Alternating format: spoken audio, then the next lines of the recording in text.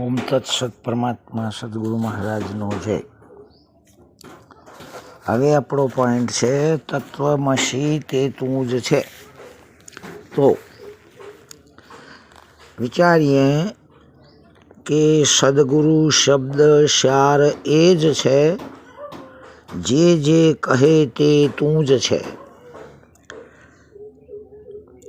સમજી શકે તો સીધું જ છે, કહે તારે શું કરવું છે.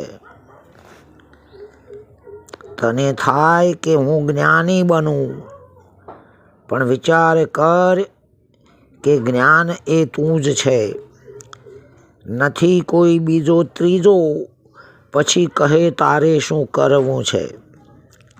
વાદ વિવાદ કોનો હવે, કરે ના કરે તો પણ તું જ છે.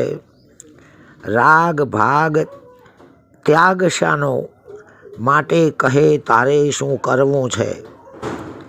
થતું હશે કે ગુરુ હું બનું, પણ ગુરુનો ગુરુ તો તું જ છે. હાર જીત ના રહી હવે, માટે કહે તારે શું કરવું છે. તર્ક સમાધિ કે સંન્યાસ, સર્વ ક્રિયા તે તું જ છે. આત્મારામ અદ્દલ સમજી લે, તો કહે તારે શું કરવું છે. સદગુરુ વાક્યના સારની અંદર કોઈ કશું જ લેશ પણ બાકી રહેતું નથી. ખબર હોય અગર ના હોય છતાંય પણ સમગ્ર વેદો શાસ્ત્રો અને હર કોઈ પિન બ્રહ્માંડનો અસલ નિચોડ એ સદગુરુ વાક્યના અંદર આવી જાય છે. જો બીજી બાજુ દેથાણ નિવાસી પરમ પૂજ્ય વંદનીય હરજીવન મહારાજ પણ કહે છે કે મન કહે મહંતપણું કરવું, તે મહંતપણ તું જ છે. તારા મનનો તું ગુરુ થા, પછી કહે કરવાનું શું છે. કહે મન ધારણ કરું હું યોગને, તે યોગી પણ તું જ છે. તર્ક ટળે તો તર્ત સમાધિ, પછી કહે કરવાનું શું છે. મન જાણે કે સંન્યાસ આદરું, સંન્યાસી તે તું જ છે. સમાન દ્રષ્ટિએ જો સર્વને, પછી કહે કરવાનું શું છે.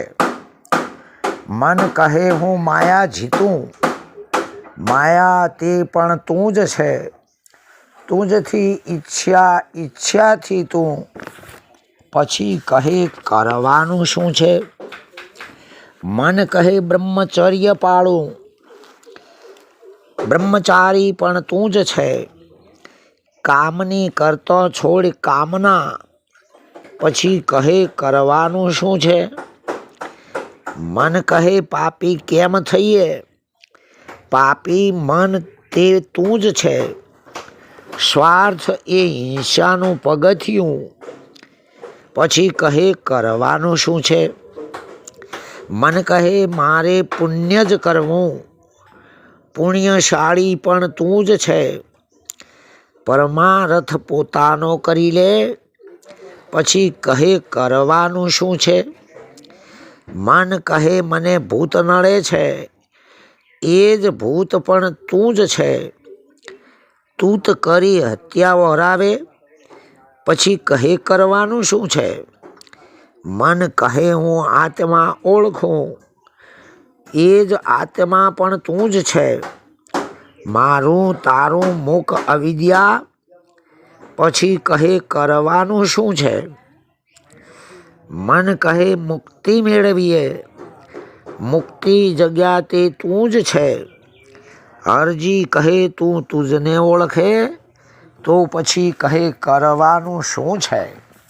સદગુરુ વાક્યની અંદર એ પણ કહ્યું કે ગુરુ વાક્યનો સાર સમજતો સતમત દર્શે, આત્માનું પીછાણ થતાં અવિદ્યા ટળશે. વેદ રૂપી એક વૃક્ષ બન્યું શાખા એ છે વાણી, ઉગ્યું અવની માય દેહ તેને લ્યો જાણી.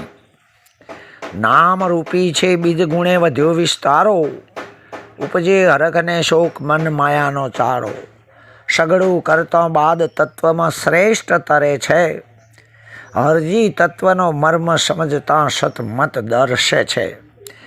તો આપણા મહાપુરુષો વિદ્વાનોનું દરેકનું કહેવું એ જ છે કે ગુરુ વાક્યની અંદર કોઈ પણ ન્યૂનતા રહેતી નથી. જેટલું માપીએ એટલું ઓછું, જેટલું માપીએ એટલું ઓછું. અમાપ વસ્તુ એ સદગુરુએ આપણને દર્શાવી છે કે તું જ છે, એ તત્વ એ તું જ છે. હવે આપણે આના અધિકારી થઈને અગર તો થયા હોય તો પછી આપણને કશું જાણે ગુરુએ બાકી રાખ્યું જ નથી એમ સચોટ થઈ જાય છે. ઓમ તત્સત. પરમાત્માએ સદગુરુ મહારાજનો જય.